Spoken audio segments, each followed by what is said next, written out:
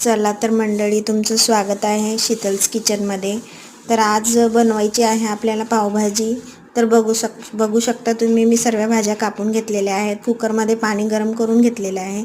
त्यात आपण सर्व भाज्या टाकून द्यायच्या आणि सर्व शिजवून घ्यायचं, कारण पेस्ट लागते पावभाजीला। आणि 3 शिट्ट्या करून घ्यायच्या सर्व भाज्या मिक्स करून। आणि आता आपण अद्रक लसूणची पेस्ट करून घेऊया।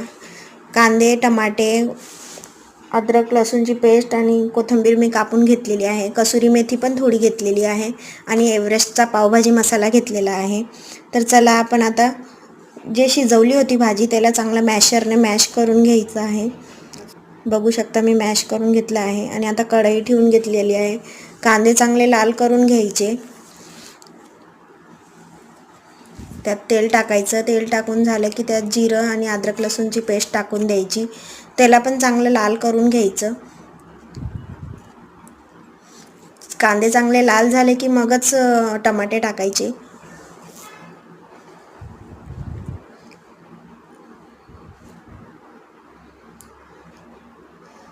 आणि टमाटे टाकून झाले की टमाट्यांना चांगला शिजू द्यायचं, म्हणजे पूर्ण गाळ होऊ द्यायचा टमाट्याचा, कारण मग ते खाताना पावभाजीमध्ये टमाटा लागला की आंबट लागतं। आता धना पावडर टाकून घेतलेली आहे, हळद टाकून घेतली आहे, तिखट टाकलेलं आहे आणि आता पावभाजी मसाला टाकते आहे मी।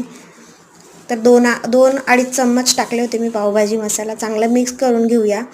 आणि जे आपलं उकळलेलं पाणी होतं भाज्यांचं ते टाकायचं आहे। दुसरं पाणी हवं तर टाकायचं, गरम करून टाकायचं, असंच नाही, थंड नाही टाकायचं। बघू शकता आता मी मीठ टाकते आहे, पाणी टाकून घेतलेलं आहे। आता त्यात मिक्स जी भाजी केलेली होती, आपण पेस्ट केलेली होती, ती पेस्ट टाकून द्यायची, चांगलं मिक्स करून घ्यायचं। आणि मग कसुरी मेथी हाताने थोडी रब करून घ्यायची आणि मग टाकायची। कोथिंबीर टाकून घेऊ आणि बटर कापून टाकून देऊ। आता पाव गरम करून घेऊया। पाव गरम झाले की बघू शकता आपली प्लेट रेडी आहे। तर कशी वाटली पावभाजी सांगा।